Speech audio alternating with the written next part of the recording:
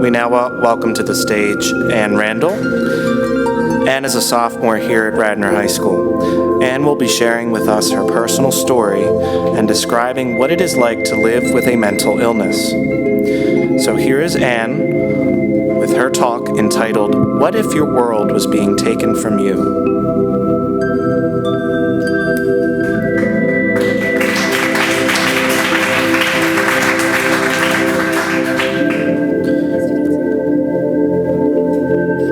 Actually, Anne, I'm very sorry, I forgot. She renamed her talk. Renaming mental illness. Sorry about that, Anne.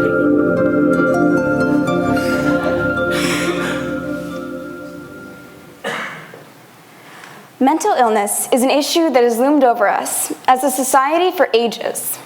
And with the advent of mass media and television dramas, individuals with mental illnesses are even further ostracized with the stereotypes and inaccurate depictions of the mentally ill as violent and dangerous individuals, barely registering them as human beings.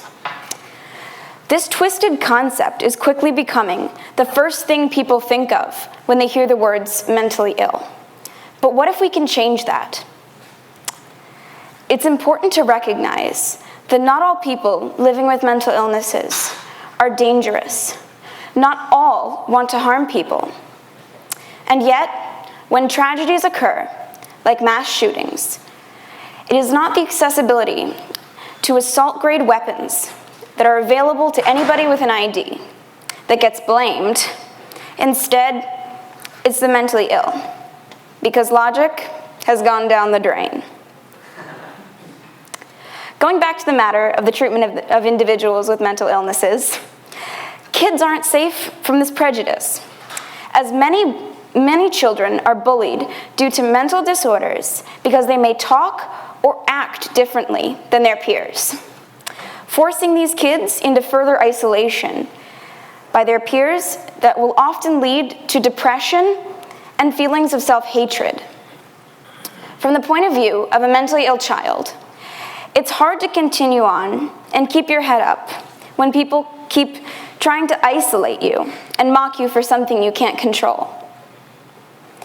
It's estimated that children with mental illnesses are 60% more likely to be bullied in schools, the likelihood of which increases with the prominence of the disorder, i.e. schizophrenia, mood disorders, anxiety disorders, and so on and so forth. The same applies to harassment in workplaces later on in life. As a child with a severe anxiety disorder, I can attest to the fact that kids can be exceptionally cruel, especially due to the aspect of the disorder that makes you stand out, making it much less likely for children to seek out help for the harassment they receive. And on top of the emotional damage that they receive, adding to the pre-existing mental disorder, it will often lead and increase the risks of a child resorting to either suicide or self-harm. With this deeply rooted fear of appearing different or weak, people of all ages and all walks of life are refusing to seek the aid that they need. People spend years denying the fact that they are unwell in an attempt to not stand out because they are afraid that they will be singled out or looked down upon in society. People living with mental illnesses are not freaks to be paraded around as though they are in the Bedlam asylums of the 15th and 16th century Europe. And as the continuation of society's harsh reactions isolates individuals living with mental illnesses, it only further reinforces their unwillingness to seek help. To provide a first-person look into how having a mental illness affects a person's life, I give you my story. I have obsessive-compulsive disorder, contamination. And like almost every cliche sitcom and terrible comedian has said, boy, are my arms tired. Not because A, that's just stupid, and B, human bones are far too dense for us to fly like birds. It's because I wash my hands to the point in which the skin comes off and or becomes brittle. I have a form of OCD known as OCD contamination, a fear that everything in the world is contaminated, and that if I touch something, I'll become contaminated too. Taking a step back, OCD is defined as a category of behaviors that causes obsessive, intrusive, and unwanted thoughts and repetitive behaviors that takes up a fun 5 pages in the Diagnostical and Statistical Manual of Psychology, Book 5, with 3 common forms of the disorder: checking, contamination, and hoarding. You could never tell I had OCD from looking at my room. It's a typical teenage girl bedroom, with the occasional bra hanging off of the ceiling fan, and mounds of clothes sitting in the far corners, snow-capped with dust and glitter, because who the hell knows why. Unlike the stereotype of the typical person suffering from OCD, I'm not organized at all. In fact, it's not a stretch to say I'm a complete mess. I was diagnosed with OCD in 8th grade, and for 2 whole years, I went showering 3 times in a row every day, washing my hands for hours until the skin became paper thin and tore every time I moved my fingers, and I had to wear gloves to school because kids made fun of me. And during those 2 years, I couldn't be hugged or comforted by my family and friends because I was afraid that I would have to go and take 3 showers afterwards just because they touched me. I can tell you without a doubt that there is nothing worse than being afraid to hug your own friends and family. I gave up lying about my OCD a few months ago. I would always make up the most ridiculous excuses to hide the fact that I was mentally ill, as though it was something I should be ashamed of. I was afraid that I would be judged for having OCD, afraid that I would be locked away. This led me to be unable to realize that denial and fear was only making me get worse. Nobody likes to admit they're sick. It's always excuses like, I had a bad day, sing a sad song just to turn it around, or X, X, and X happened. Even though coming to terms with the fact that you have an illness isn't easy, it's the first step to getting better.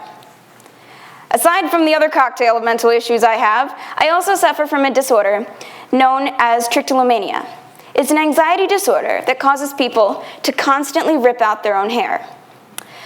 That leaves massive bald spots on people's heads and bleeding sores on their scalps from when a chunk of it comes out with it. And if that weren't bad enough, having trichotillomania, also abbreviated as trick, has led me to get bullied and harassed since 4th grade, one of my favorites being Avoid Anne, the dark-haired freak who plays with her hair all the time, which, despite the bad grammar, I still found hurtful, which was passed along in 6th grade in an attempt to get the only friends I had to abandon me at the time when I had just moved here. Over time, however, it becomes water off a duck's back, and I've learned not to let it bother me as much as it did, but it still hurts to have people say things about you for something you cannot control.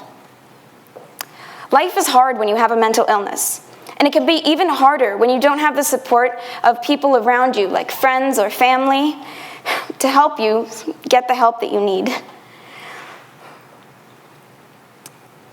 The judgments people pass on those with mental illnesses make people afraid to come to terms with their own illness. Have pride in the struggles you have overcome, and keep your head above water for the struggles you are sure to face. Don't fear the mentally ill. Instead, help them. Help us get help. Educate others about mental illness. Look at the person behind the illness, as this is the only way that our perception of the mentally ill will change. So what if we remove the stigma of openly stating you have a mental illness? What if we treated mental illnesses in the same regard that we did for physical illnesses? I doubt many of us will live to see the day when this happens, with the speed that society is progressing in regards to the acceptance of individuals with mental illnesses. But with the baby steps that we are taking, there is hope that our children or our children's children will live in a world that is free of ridicule based on mental illness.